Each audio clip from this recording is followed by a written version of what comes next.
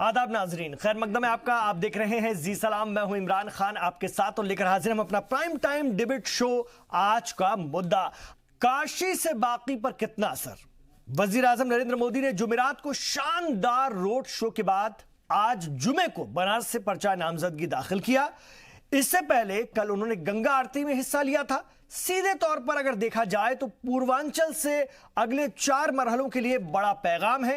पैगाम एनडीए की एकजुटता का भी है, जहां आज पीएम मोदी के नॉमिनेशन के वक्त उद्धव ठाकरे से लेकर नीतीश कुमार, रामविलास पासवान से लेकर अकाली दल के सीनियर लीडर प्रकाश सिंह बादल मौजूद थे।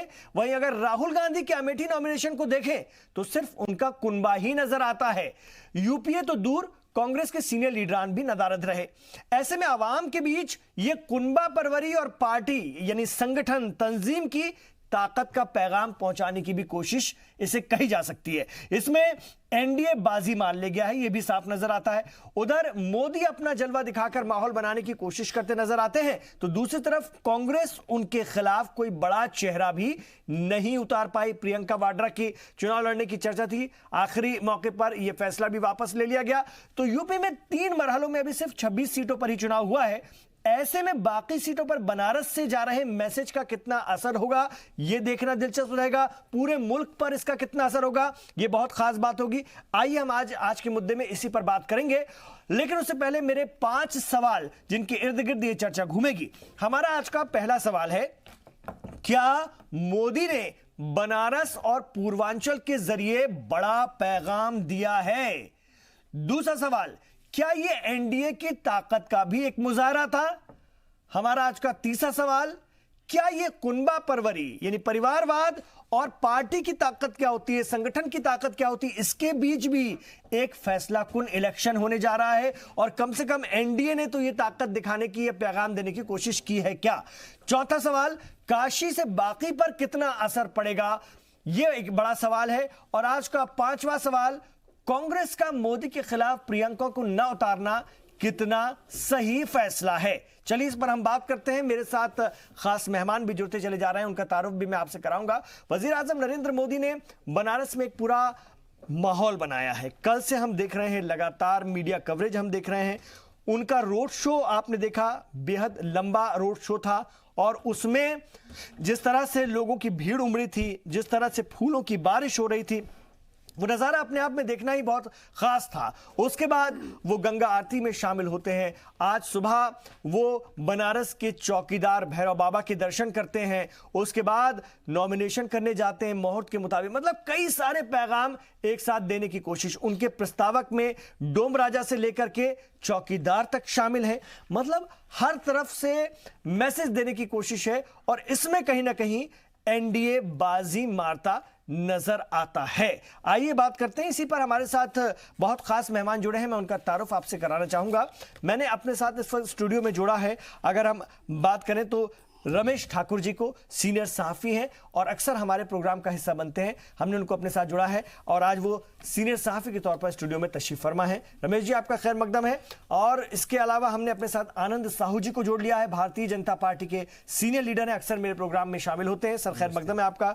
राघवेंद्र दुबे समाजवादी पार्टी से इस वक्त मेरे साथ हैं, सीनियर लीडर हैं और समाजवादी पार्टी का, और खासतौर से अगर हम बात करें तो विपक्ष का मौक़िफ़ रखने के लिए आज हमने उनको यहाँ पर बुलाया है। और खासतौर से एसपी का और बीएसपी का गठबंधन उत्तर प्रदेश में बीजेपी को टक्कर दे रहा है। राजीव रंजन सियासी तज्जियाकार के तौर पर मेरे साथ होंगे। तो आइए इस बातचीत की शुरुआत करते हैं, इस बातचीत का हम आगाज करते हैं। और सबसे पहले मैं आना चाहूंगा जरा विपक्ष के पास, वो कैसे देखता है, कैसे समझता है इस रोड शो को, इस नॉमिनेशन को। राघवेंद्र दुबे जी, राघवेंद्र जी, हम देख रहे हैं एक ऑरा क्रिएट किया है, भव्यता, जबरदस्त नजारा और एक हुजूम, समर्थन, हिमायत, कैसे हम देखें? अभी भी 4 मरहले बाकी हैं। यूपी में तो अभी सिर्फ 26 सीटों पर चुनाव हुए हैं। पूर्वांचल से बड़ा मैसेज, कैसे माने इसको? देखिए, निश्चित रूप से मैंने पहले भी कहा कि बीजेपी 3 चीजों पे ही ज्यादा डिपेंड रहती है कि लंच, मंच और प्रपंच, 3 चीज इनके प्रमुख अस्त्र हैं। और वही रोड शो के माध्यम से, जिस तरीके से आपने देखा कई किलोमीटर तक गुलाब के फूल, और सब लोगों ने गुलाबी के फूल फेंके। इसका मतलब सीधा सीधा है कि पूरा प्रायोजित कार्यक्रम, और क्यों ना हो, कारपोरेट ने मदद जो कर रहा है इनको, कारपोरेट जिस तरीके से मदद कर रहा है। मैनपुरी में दिल न मिलने के बावजूद बड़े से पंडाल के अंदर में जो भीड़ दिखाई जा रही थी और कहा जा रहा था कि अद्भुत है, ऐतिहासिक है, वो क्या थी? नहीं, वहां दिव्यता भव्यता नहीं थी, वहां टेंट लगा था। दिव्यता भव्यता तो इनके में है। 5 अरब 89 करोड़ और 38 लाख में इनको पिछले साल चंदा मिल गया 5 अरब 32 करोड़ 27 लाख। जब इतना चंदा कारपोरेट से मिलेगा तो भाई व्यवस्थाएं तो होगी। आप लोगों को ये तकलीफ है, आप लोगों को ये तकलीफ है कि पैसे की कमी है। मैं नोटबंदी के बाद जिस तरह से पैसे की कमी हुई है सियासी पार्टियों को, उससे भी आप लोग परेशान। भाई अगर इनके पास पैसा है तो इन्हें मुबारक हो, कोई दिक्कत नहीं, हम लोगों को कोई दिक्कत नहीं। क्योंकि 2014 में जिस तरीके से मोदी जी आए थे और लोगों को लगा था कि बहुत सारी व्यवस्थाएं सुधर जाएंगी और देश आगे बढ़ेगा, चाहे रोजगार के क्षेत्र में या अन्य क्षेत्रों में, इंफ्रास्ट्रक्चर के मामले में, शिक्षा स्वास्थ्य के मामले में, वहां तो ये एकदम फेल हो गए। और अब ये दिव्यता और भव्यता दिखा रहे और बहुत सारे प्रतीकात्मक राजनीति तो ये शुरू से ही करते रहे, क्योंकि प्रतीकों की राजनीति के सहारे ये चाहते हैं कि इनकी नैया पार हो जाए। लेकिन ऐसा है अगर ऐसा था तो वाराणसी से कोई मजबूत कैंडिडेट उतार देते, यादव कुनबे का कोई मजबूत कैंडिडेट उतार देते, बहन कुमारी मायावती स्वयं लड़ जाती, मुलायम सिंह जी यादव खुद लड़ जाते, अखिलेश यादव जी लड़ जाते, तब हम मानते कि आप लोग कोई बड़ा मैसेज देना चाहते हैं। आपका प्रश्न मैं अगर कांग्रेस के आप होते तो मैं कहता प्रियंका जी लड़ जाती। आपका प्रश्न उत्तर से बड़ा हो रहा है, इसलिए मैं उत्तर देना चाह रहा हूं। मैं ये कहना चाहता हूं कि आप कह रहे हैं कि उनके साथ ये उतर जाते या दूसरे उतर जाते, मैं भी तो कह सकता हूं कि मैनपुरी से मोदी जी को ही उतार देते। क्यों नहीं उतारा? सुरक्षित सीट उन्होंने तलाशी ना, तो ये कोई बात नहीं। अगर मैं कह दूंगा पिछले बार में पहली बार तो पिछले बार ही लड़ाना उन्होंने, पहली बार तो उन्होंने पिछले बार ही लड़ाना और उनको वाराणसी ने चुनकर भेजा। नहीं, उनके लिए बाकायदा सर्च की गई सीट। मैं देख रहा हूं कि विपक्ष ने कोई मजबूत, जहां विपक्ष को चाहिए था ना, विपक्ष की ताकत तब दिखती ना कि वजीर आजम के खिलाफ एक मजबूत कैंडिडेट उतार कर दिखाते। आपको पता है ना कि हमारा वहां पहले कोई सांसद रहा नहीं है, और विपक्ष हमने जो महापौर का चुनाव लड़े हैं उनको बिल्कुल हमने उतारा है, उनके परिवार से भी सांसद रहे हैं, तो मजबूत है। अब देखिए, कई बार क्या हो जाता है, मजबूती ये तब तक दिखती है जब तक जनता साथ कभी देती है। कई बार ये हो गया कि साइनिंग इंडिया हो, ये पूरी सरकार अटल बिहारी वाजपेयी की धराशायी हो गई और उसका कोई नाम लेवा नहीं रहा, वो साइनिंग इंडिया सब में दिखा रहे, क्योंकि लोगों के जीवन में कोई परिवर्तन नहीं आया। चलिए, मैं बात करता हूं, तरीके से ये सरकार कर रही है, ये उसी तरीके से। ठीक है, मैं आपसे बात करता हूं। मैं आनंद साहू जी के पास जा रहा हूं। आनंद साहू जी, आपने सुन लिया, राघवेंद्र जी को बहुत सारे ऐतराज हैं, इस बात का भी ऐतराज है बहुत खर्चा हो गया, ये सब चमत्कार और भव्यता दिखाने की आप लोगों की एक अपनी रणनीति है, कैसे देखें इसको? देखिए, सबसे पहले तो इनका गुस्सा स्वाभाविक है, इनके नेताओं का गुस्सा भी बहुत स्वाभाविक है, नफरत भी स्वाभाविक है। भाई, जिसकी रोजी रोटी राजनीति से ही इनका खानदान चलता हो, जिनका पूरा खाओ पीओ है, पूरा कुनबा ही लूटो और काटो और खाओ, इस प्रकार की 5 अरब 32 करोड़ राघवेंद्र जी पहले दौर में किसको मिलता है, पहले दौर में जरा सबको सुनिए, पहले दौर में जरा सबको सुनिए, फिर एक एक कर। Please don't teach now. आपको मैंने सुना बड़ी धैर्यता से, थोड़ी ठीक है, बोलिए, ठंडक रखिए, अभी तो बहुत लंबी चर्चा है, आपको पूरा मौका मिलेगा, मुकाम भी मिल जाए, भगवान करे आपको सब कुछ मिल जाए। प्रधानमंत्री जी आपके लिए भी चिंता कर रहे हैं, आप भले उनको नफरत करिए, क्योंकि वो तो सबके लिए प्रधानमंत्री हैं। आपका प्रधानमंत्री कोई और है क्या? भारत का प्रधानमंत्री तो आपका भी वही है, वो आप चाहे माने चाहे नहीं माने, आप जितना नफरत का फूल भेजिए वो आपको गुलाब का ही देंगे, थोड़ी होगा वो तो लौटाने वाला। देखिए, परमात्मा जो होता है, जो वो परमात्मा विचार से जो आगे बढ़ रहे हैं, संत विचार से जो आगे बढ़ रहे हैं, जो कोई भारत का है, चाहे वो देश में है चाहे विदेश में, चाहे गरीब परिवार में चाहे अमीर में, चाहे वो दलित है चाहे शोषित है, पीड़ित है, मजदूर है, कोई भी है, सबके लिए जो सोच रहा है, वो उसके लिए सबसे बड़ा आश्चर्य। ये जो सब एक इकट्ठा जो हुए और सब जब गाली दे रहे हैं, तो वो ये कहते हैं प्रधानमंत्री जी कि भाई पहले 1 क्विंटल मिलता था, अब 10 क्विंटल गाली मिलता है, तो इसलिए हमें आश्चर्य नहीं है, हमको सहने का भी शक्ति दे रहे हैं, जनता जनार्दन हमारे साथ है। ये सब इकट्ठे हो जा रहे हैं, लेकिन जनता इनके साथ इकट्ठे नहीं हो रहे, तो इतना गुस्सा है, नफरत है, स्वाभाविक है। देखिए लोकतंत्र का परिभाषा बदल गया। अलगाववाद, जातिवाद, धर्मवाद, नफरत और नक्सलवाद, आतंकवाद सब राष्ट्रवाद की तरफ शिफ्ट हो गया। अब ये विचलित हो रहे हैं, अरे क्या होगा हमारा राजनीति, हम चले अब क्या होगा हमारा। तो कांग्रेस मुख के साथ साथ उनके साथ जो जुड़ते जा रहे हैं, डूबती नैया में जो सवार होगा उसका क्या होता है, ये अभी बता रहे थे। मतलब आपका राष्ट्रवाद का मुद्दा राघवेंद्र जी आनंद जी काम करना शुरू कर चुका है। राष्ट्रवाद का मुद्दा आपको ऐसा लगता है काम करना शुरू कर चुका है? चाहे विकास की बात हो, चाहे वो नीति की बात हो, चाहे नियत की बात हो, चाहे नेता की बात हो, कहीं पर ये टिक नहीं पाएंगे। क्यों? क्योंकि इन्होंने देश को लूट के भैया टेबल बर्बाद कर दिया। आपके यहाँ पटकने से विकास पैदा तो होगा नहीं, जोश है। ये बताता है कि बीजेपी के लोगों में कितना जोश है। ये जोश, और मुझे लग रहा है ये वाराणसी के बाद वोट नहीं मिलने वाला, वाराणसी के बाद ये जोश और बढ़ा। गालियां दे दीजिए, सुन लीजिए ना, दुनिया की हर बात कह लीजिए, आपको वोट नहीं मिलेगा। प्रधानमंत्री जी को क्यों मिलेगा भाई? क्योंकि वो काम करे हैं। आप बताइए, आजादी के बाद मेरा 5 सवाल का जवाब दीजिए। उसके बाद आप मेरे को 1000 और गाली दे दीजिए, मैं सहूंगा शांति से। क्योंकि हम लोकतंत्र में सबको बात करने का अधिकार तो दीजिए। यहाँ तो आप सुनने को भी राजी नहीं। 5 आदमी प्रधानमंत्री जी को गाली बैठ के दे रहा है, सुबह से रात तक गाली दे रहा है, गाली दे रहा है। गाली से वोट बढ़ेगा क्या? कुछ नहीं होने वाला। सवाल मेरा है, आपने 70 साल में कितने टॉयलेट बनाए?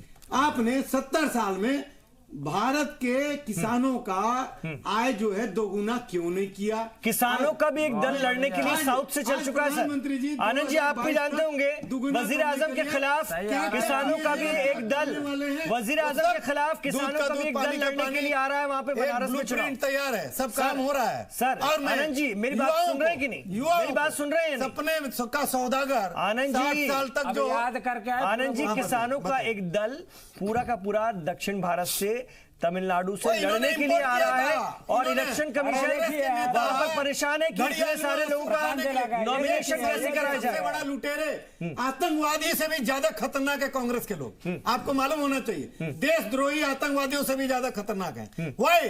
Because they have exploited every section, चाहे किसान हो, मजदूर हो, गरीब हो, युवा हो, हर आदमी को। आप बताइए 5 साल में कितने यहाँ ये हुआ, दंगा हुआ? एक नहीं। और ये 10,000 दंगे हुए इनके शासनकाल में। और जितने क्षेत्रीय दल के जो नेता उनके शासन में भी। प्रधानमंत्री जी अभी 3 डिस्ट्रिक्ट में जो भी आतंकवादियों का मुठभेड़ चल रहा है वो भी समाप्त हो जाएगा। ठीक है, ठीक भाषण नहीं है, ठीक है, मैं आऊंगा ना आपको मौका दूंगा। ठीक है मुझे भी देना। ठीक है आनंद जी, आनंद जी आऊंगा आपके पास। चलिए मैं जरा रमेश ठाकुर जी के पास जाना चाहूंगा। रमेश ठाकुर जी, नहीं ठीक है सर, ठीक है। रमेश ठाकुर जी ताकत एनडीए की नजर आई। हम देखते हैं राहुल गांधी ने पर्चा भरा, पूरा परिवार था, यहां तक कि वाड्रा साहब भी थे, उनकी अहलिया यानी कांग्रेस की महासचिव भी थी, और साथ में उनके दोनों बच्चों को भी रख लिया गया। क्या मैसेज है? दूसरी तरफ आज एनडीए का पूरा कुनबा उसमें। अब इस मैसेज देने की अगर हम रणनीति समझे तो देश की जनता सोचने पर क्या मजबूर नहीं होगी कि वजीर आजम पैर छू रहे हैं? प्रकाश सिंह बादल के 91 साल के वो हो गए हैं, बाकी लोगों से हाथ मिला रहे हैं, गुलदस्ते ले रहे हैं। ये एनडीए के उनके साथी जो उनके नॉमिनेशन के दौरान मौजूद रहते हैं। ऐसे में एनडीए दिखता है, यूपीए में तो ऐसा कुछ भी नहीं दिखता। कांग्रेस का दावा है ना कि सब लोग मिलकर के सरकार बनाएंगे, अगर उसकी क़यादत में भी कोई ऐसा मौका आता है तो। वो नजारा, वो दृश्य नहीं दिखता है राहुल गांधी के नॉमिनेशन में। क्या इसको इस तरह से देखा जाए? क्या एनडीए की एकजुटता भी आज नजर आई? नहीं, तुलनात्मक अगर दोनों की हम बात करें तो एनडीए और यूपीए, एनडीए का घटक दल आज जिस तरीके से एक मंच पे आया और उन्होंने जनता को संदेश दिया, कल से और आज तक 2 दिनों में जो मीडिया की मेगा कवरेज हम लोगों ने देखी, तो ये चीज दिखाती है कि वहां की जनता किस कदर मोदी के पीछे है। ये जनता भाड़े की नहीं है, ये जनता कहीं से बुलाई हुई नहीं है। ये जनता कह रहे हैं कि खर्चा कर दिया। नहीं, देखो वो विपक्ष के लोग हैं, ठीक है, हम आप पत्रकार हैं, हम लोग समीक्षा करेंगे, सही, विपक्ष तो कुछ भी कहेगा, लेकिन वहां के लोगों की जो दीवानगी जो देखी गई है, 2009 में हमने देखा था ये चीजें नहीं थी वहां पे, क्योंकि उस समय प्रधानमंत्री मोदी का एज ए पार्लियामेंटेरियन उस समय आगाज हो रहा था। उससे पहले वो चुनाव नहीं लड़े थे लोकसभा का कभी, तो उस समय उनको लोग परख रहे थे। 2014 की बात कर रहे हैं। 2014 की बात कर रहा हूं। 2014 में लोग उनको परख रहे थे। अब 5 साल का जो उनको पीरियड उन्होंने बिताया, ठीक है, लोग कैसे भी आरोप लगाएं, कुछ भी करें, लेकिन वहां की जनता को कहीं ना कहीं लगा कि हमें हमारी हुकूमत, मोदी के रिटर्न गिफ्ट भी हम चला रहे हैं। देखिए अगर तस्वीरों में देखें वाराणसी के लिए क्या कुछ किया वजीर आजम ने, वो भी आपको टेलीविजन स्क्रीन पर जी सलाम पर नजर आ रहा होगा। जी सर। हाँ, तो उसके बाद में क्या जनता ने अपने स्तर से उन्होंने समीक्षा करी कि हमारे लिए कौन करने वाला है, कौन करने वाला नहीं है।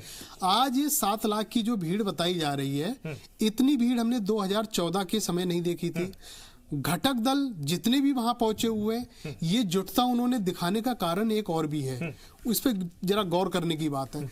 3 चरणों का जो चुनाव हुआ है, उसमें हमने कमोबेश अगर देखें तो पिछले 2014 के चुनावों से अगर तुलनात्मक देखें तो वोटिंग प्रतिशत कहीं ना कहीं कम रहा है। जी। जो कम हुआ है वोटरों का, मुझे लग रहा आज की जो तस्वीरें हैं वो जो जोश कम हुआ है उसमें जोश भरने का काम करेगा। इसके बाद हालांकि ये करेगा, लेकिन ये क्या किसी रणनीति के तहत किया गया? मैं पूछ रहा हूं, वो जोश दिखाना पड़ा ताकि अगले जो चरण है उसमें मैसेज चला जाए कि अभी भी निकलना पड़ेगा। अगर आप मोदी को पसंद करते हैं या नहीं पसंद करते हैं तो उसके लिए, दोनों के लिए निकलना पड़ेगा। देखिए इमरान जी, एक बात बहुत ठीक से हम लोगों को समझना चाहिए। जो नेता होता है वो 2 चीजें चाहता है, तालियां और भीड़। अगर जिस नेता के पीछे तालियां बजती हैं, उनकी बातों पे तालियां बजती हैं और उनके पीछे जन समूह होता है जो भीड़ में परिवर्तित होता है, अगर 2 चीजें इनके साथ में हो जाए ना तो उनको हराने वाला कोई नहीं होता है। वो दोनों कमोबेश आज हमने वहां पे देखी। अब इसके बाद की स्थिति अगर हम देखें तो जो चौथे चरण का जो चुनाव होने वाला है, ठीक है, उसमें अब सबसे ज्यादा जो फोकस किया जाएगा पूर्वांचल की जो सीटें हैं, जहां पिछली बार सिर्फ एक सीट विपक्ष के पास गई थी, बाकी सारी सीटें भाजपा के पास आई थी। अब दूसरी बात यहां पे आ जाती, क्या वो वोट बैंक जो 2014 का था वो फैलेगा, कहीं और जाएगा, कहीं कैसे जाएगा?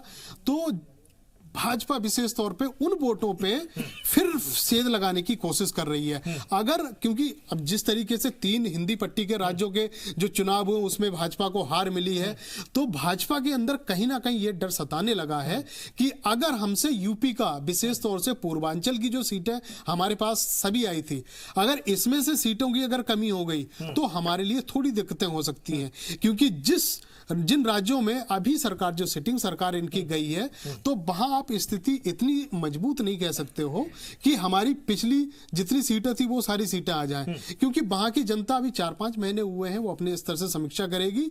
लेकिन आज जिस तरीके से मेगा शो हुआ है, यूपी की जितनी सीटें बची हुई हैं उसमें कहीं ना कहीं सीधे तौर पे एनडीए को फायदा मिलेगा। तभी अमित शाह कह रहे हैं कि हमारे पास अब 74 और लगे तो 75 सीटें आएंगी। हमने उसमें आजमगढ़, मैनपुरी और अमेठी को भी जोड़ लिया है। मैं आना चाहूंगा जरा, हमारे साथ राजीव रंजन जी भी हैं, सियासी तज्जियाकार के तौर पर मौजूद है। कैसे हम देखें इस रोड शो को, विपक्ष के एतराजात को भी हम कैसे देखें सर? इमरान साहब, जो ये रोड शो आपने देखा है और रियली में बहुत ही अद्भुत है। अद्भुत का रीजन है, अद्भुत ऐसा होता नहीं है, वो तब होता है जब बहुत बड़ा उसके पीछे पूरी दुनिया, पूरी कयानत लगी रहती है। इसके पीछे क्या है? एक्चुअली मोदी जी ने जो 2014 की, अभी हमारे पत्रकार साहब चर्चा कर रहे थे कि 2014 में जितनी भीड़ उमड़ी नहीं थी उससे ज्यादा भीड़ आज देखने को मिली है।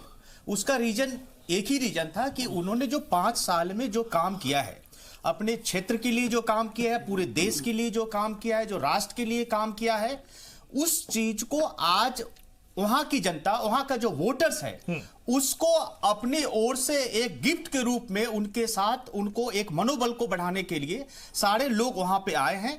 और सारे लोग आने के बाद उनके मनोबल को, चूंकि स्वाभाविक सी बात है कि बिना वोटर्स का, बिना जनता का, चूंकि वो जनता के लिए काम कर रहा है, एनडीए जो गवर्नमेंट है, जो मोदी जी है, जो उनकी भीड़ है, वो जनता के लिए काम कर रही है। और जनता का जो प्रतिफल है आज वो आपको डायरेक्ट देखने को मिल रहा है। जो आपको बनारस के जो गलियों में, वहां के लोगों में जो उत्साह मिला, ये बात सही है जो अभी बता रहे थे हमारे मित्र साहू साहब कि वो कोई भी भीड़ जो है भाड़े की भीड़ नहीं थी, कहीं से कोई परचेज करके नहीं लाया गया था या किसी को 500 रुपए का नोट देकर नहीं लाया गया था। जितने भी नोट, जितने भी लोग थे सारे जेन्युइन थे, सारे लोग जो रियली में इस देश को बचाना चाहते हैं, देश को, राष्ट्र को एक जो विश्व गुरु बनाना चाहते हैं और जो इसको उस स्थिति तक साथ देना चाहते हैं, उसमें लोगों को लग रहा है कि मोदी जी एक ऐसे नेता हैं जो कि देश को बचा सकते हैं, राष्ट्र को सम्मान दिला सकते हैं, राष्ट्र को, भारत को विश्व गुरु बना सकते हैं।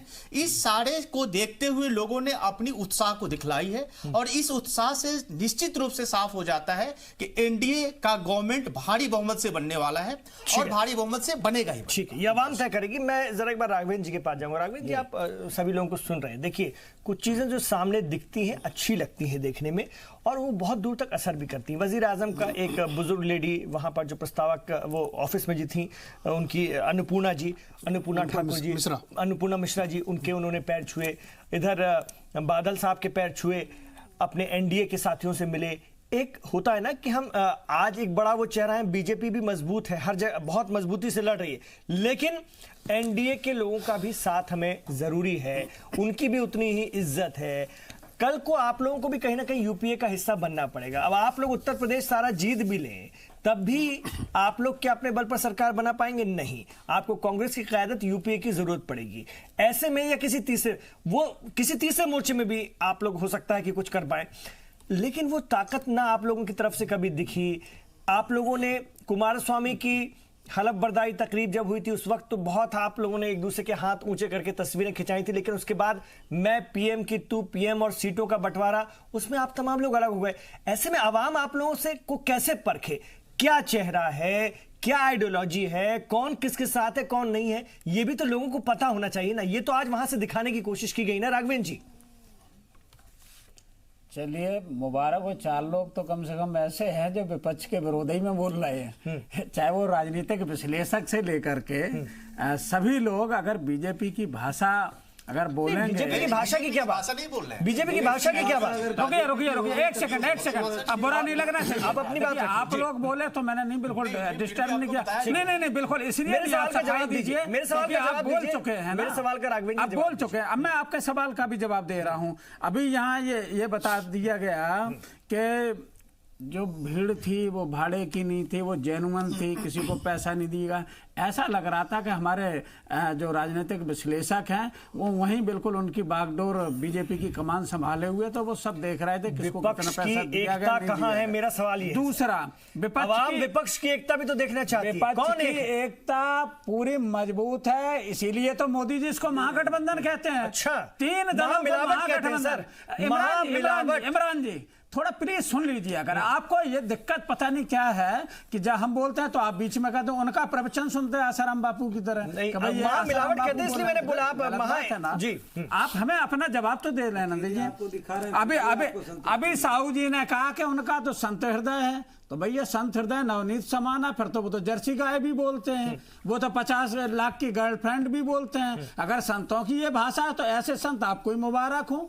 तो अगर जो इस तरीके की भाषा बोल रहे हैं, अखिलेश यादव जी ने राहुल गांधी के लिए 2 शब्द कहे क्या कभी? जी, ये बताइए मुझे। या राहुल गांधी जी ने उनके लिए कुछ कहा क्या? हम गठबंधन में कौन लड़ रहे हैं? इमरान जी, जहां आप लोग मजबूत थे वहां कांग्रेस ने अपना कैंडिडेट रखा है। ये है क्या विपक्ष की? हम लोग खुद मजबूत हैं इतने, हमें किसी के बैसाखी की क्या जरूरत है? 3 दल रुके, 3 दल एक बार उत्तर प्रदेश में इनको इस तरीके से रगड़ के फेंक दे, कितना सोकल लें, कितना गुलाब फेंकवा लें, किसी के पैर छू लें, लेकिन जनता अब झांसे में आने वाली नहीं है। इसलिए नहीं आने वाली, इन्होंने कहा राष्ट्र के लिए बहुत काम किया। क्या राष्ट्र के लिए काम किया आपने ये काम किया कि नौकरियां चली गई लोगों की। 45 साल में सबसे ज्यादा बेरोजगारी आप दे गए और आप कह रहे हैं कि राष्ट्र का बहुत बड़ा भला कर दिया। कहां गई वो 100 स्मार्ट सिटी? नाम बताएंगे क्या एक? और नहीं आएंगे तो आप शर्म से माफी मांगिए देश से कि हमने वादा किया था, नहीं कर पाए। स्वास्थ्य के क्षेत्र में एम्स बनाना चले थे ना, एक एम्स नहीं तैयार कर पाए, और आप अभी कह रहे थे 60 साल वर्ष। बोलने दीजिए, नहीं तो वो कहेंगे कि सबके प्रवचन सुनते हैं, मेरा नहीं सुनते। 60 वर्ष वर्सेस 60 महीने। अगर इतना अच्छा आपका काम है तो काम गिनाइए ना। काम क्यों नहीं आप गिना पाए? चलिए, काला अब धन आपसे आया पूछ नहीं, लूं, मैं इसका पैसे जवाब आए ले लूं। नहीं, तो किस आपकी तरीके इजाजत से हो तो आपने राघवेंद्र देश जी को अब जवाब ले बर्बाद लूं। करने का काम किया। राघवेंद्र जी अब मैं जवाब ले लूं आपके जी, सवालों जी। का। आपकी इजाजत हो तो मैंने जी। आपका भी पूरा सुन लिया, आपने कहा प्रवचन दूसरों के कौन से पार्टी सुनते। से चलिए लिए? जवाब राघवेंद्र जी, दीजिए। कौन से पार्टी से? समाजवादी पार्टी के सीनियर लीडर हैं राघवेंद्र जी। जी आप लोग को तो मुबारक है, इतना आतंकवादी की तरह जो पार्टी का नेता। अरे बिल्कुल सही कह दिया, आतंकवादियों को अगर किसी टिकट आराम से निजी हमले नहीं, निजी हमले नहीं। अरे आतंकवादी पे जिसका नहीं, देखो शब्दों की अरे मर्यादा होनी सही चाहिए, कह दिया। शब्दों की मर्यादा रखें। कोई आनंद जी, क्या आतंकवादी काम नहीं हुआ है। ये बताइए। उसको टिकट दे रही एक मिनट, आनंद जी, आनंद जी। श्रीनगर में नगर निकाय में दे दिया उन्होंने टिकट ठीक है। सैफुल्लाह को। आपके जब मुद्दों JKLF के पहले को कमांडर राघवेंद्र जी, आपके मुद्दों को मैं आनंद जी के नहीं सामने तो इन्हें बता रहे हैं कि भाषा देखिए ना, भाषा किस तरीके की ठीक है, नहीं सुनिए सुनिए। भाषाई आनंद जी, तौर पर आनंद जी, जिस तरीके से आनंद जी, हो गए एक मिनट हैं। आराम से। आनंद जी, निजी अच्छे टिप्पणी बोल रहे हैं, नहीं, जी। उन्होंने पूछा स्मार्ट सिटी के लिए क्या काम हुआ, बेरोजगारी के लिए क्या काम हुआ, जरा उस पर रोशनी डालिए। इन्होंने कहा एम्स किधर है? हाँ, मैं बताता हूँ। हमारी सरकार ने जैसे एम्स का डिक्लेरेशन हुआ, काम शुरू। और कई उत्तराखंड में मैं एम्स में खुद जाके इलाज करवा के आया हूँ एक कार्यकर्ता का, जो ऋषिकेश में एम्स बनी है, उसमें इलाज बहुत ही खूबसूरत, इतनी बड़ी कैंपस। किसी का उद्घाटन कहाँ बन गया? अरे आप सुनिए, अरे कहाँ बना दिया आपने? उत्तराखंड में बता रहे हैं। अरे नहीं यार, और कहीं नहीं बना। रायपुर में भी। अरे आप कमाल कहाँ? कर रहे हैं, उत्तर प्रदेश को ही आप देश मानते हैं, अरे अच्छी बात है। नहीं, पूरा कोई नहीं हुआ हमसे। क्या बात कर रहे हैं? झूठ बोल रहे हैं। अरे झूठा बोल रहे हैं। अरे इतना राघवेंद्र कमजोर जी, लोगों को कम से कम नेशनल इंटरनेशनल टेलीविजन पर ऐसे इतना इल्जाम बड़ा तो ना लगाएं। झूठ बोलते हैं लोग। देखिए विपक्ष की ही छवि खराब होगी राघवेंद्र जी, ऐसा ना ऐसे- करें। आप आप फैक्ट के साथ क्या इल्जाम बात कर रहे हैं लगाएं। आप? किसी फैक्ट के साथ उद्घाटन हुआ, कोई वो हुआ? आप जवाब दीजिए आनंद जी। आप बता दीजिए। आनंद जी आप जवाब अरे दीजिए। इलाज चल रहा है, आपको नहीं पता ही हुआ नहीं है। भाई, कोई जरूरी बना ही नहीं। बन गया अरे नहीं कंप्लीट हुआ। क्या जाके what kind of देखिए, people they are, चल रहा है, वहाँ लोग हाँ, treatment चलिए करा आप रहे जवाब हैं। दीजिए ना आनंद जी। बेरोजगारी को लेकर स्मार्ट सिटी का मैं आपका बता जो रहा प्लान है हूँ, क्या है? स्मार्ट सिटी में सुन लीजिए, इनको पता नहीं है। कोई भी सिटी को अगर डेवलप किया जाता है तो पहले प्रिलिमिनरी एक सर्वे होती है, फिर दूसरा कंप्लीट सर्वे होती है, फिर तीसरा सारा टेक्निकल करके फिर टेंडर होता है। आप एक चीज बताइए, अभी जो सिटी का अनाउंसमेंट हुआ है उसमें ऑलरेडी जब काम चल रहा है, कई 100 करोड़ जितने पैसा जो सर्वे में लगते हैं, कई 100 करोड़ एक एक सिटी के लिए ऑलरेडी लग चुके हैं। और जब हम कोई भी डीपीआर तैयार करते हैं तो वेरियस काइंड ऑफ फैक्टर्स उसको उसमें लाना पड़ता है, चाहे वो सीवर हो, चाहे वो पॉपुलेशन हो, चाहे वहाँ की क्षेत्रफल हो, हर एक चीज के ऊपर किया जाता है। और मैं अब साहू क्या, जी इस बात से बिल्कुल आप नहीं सुन सहमत लीजिए, हूं। पहले you don't know about my गलत क्वालिफिकेशन, बात। Don't teach me now, okay? गलत बात। आप यहाँ पर दादागिरी और गुंडागर्दी मत दिखाओ। अखिलेश जी ने 2 साल के आपको अंदर पता नहीं है, बीच में एक्सप्रेसवे आपको बिल्कुल, अरे इतने महा झूठे आदमी हैं आप लोग। अरे एक्सप्रेस वे 2 साल के अंदर बना दिया, 22 महीने में, अच्छा। 322 किलोमीटर। उसमें नहीं क्या किसानों से सहमति नहीं बनी, किसानों की जमीन का अधिग्रहण नहीं हुआ, उनका मुआवजा नहीं बटा। तो आप लोग किस तरीके के झूठ बात कितने बोलते हैं उसको काम हो बचाने के गए। लिए? आप सुनिए, आज मैं नहीं कह रहा हूं, आंकड़े बता रहे हैं कि पूरा विश्व के जितने भी एजेंसीज हैं वो कह रहे हैं कि भारत जो है उसका जीडीपी एकदम हाईएस्ट ग्रोथ की तरफ बढ़ रहा है, और दुनिया के जितना भी कंट्री है वो उसमें भारत की इकोनॉमी 5th लार्जेस्ट इकोनॉमी होने जा रही है विद इन फ्यू ईयर्स। अरे कम हो गई, सुनिए, अब तो कम हो गई। अरे आप तो आपको ठीक है, पता करो, वो आप बढ़ाएगा, बता देना। फर्म तो लीजिए ना, मैं आप ही के आप पास आऊंगा। भारत में रहिएगा, मैं भी रहूंगा, कोई बात नहीं। आप अभी लॉयल हैं, आपको मैं उसकी गलती नहीं बोल रहा हूँ। You should talk but come with some knowledge without studying. यहाँ झूठ बोलना, सुनिए, अरे आपको झूठ पता ही नहीं है। झूठ बोलोगे और 24 यहाँ साल से knowledge मैं बताओगे फुल तो टाइम गलत बात राजनीति है। में हूँ। नहीं साहू जी, असंगठित कामगारों गलत के आंकड़े ऊपर, नहीं। ठीक है। आप अरे बताओ सुनिए, GDP के चलिए, चलिए, just shut your एक- mouth. एक आराम से, एक- आराम से, ऐसे आराम बातें से, आराम करते से, हैं। आराम अरे से। सुनिए साहू जी, तुम्हारे जैसे आराम कितने से, मिलते हैं, आराम कैसी से। बात कर रहे हैं? देखिए, देखिए, मजदूरों सुनिए, के ऊपर जी। 94% सुनिए ना। अनऑर्गेनाइज्ड वर्क कर रहे ठीक है हैं, ना। उसके ऊपर आयुष्मान निजी- भारत जी। और श्रम योगी मानधन योजना ठीक के है। अंतर्गत first time in the history of the politics, Indian politics, Bharat के प्रधानमंत्री जी ने उनको सीधे पैसा, उनको सुविधा, इलाज, उनको सब चीज देने के लिए काम किया। ठीक है, आज पेंशन, चलिए मैं लौट रहा हूँ, आनंद जी मैं लौट रहा हूँ। आयुष्मान बस आप भारत- लोगों से गुजारिश है, राघवेंद्र जी, आनंद जी, राघवेंद्र जी, आप दोनों से और बाकी लोगों से भी गुजारिश है कि जी हमले ना करें। वजीर आजम खुद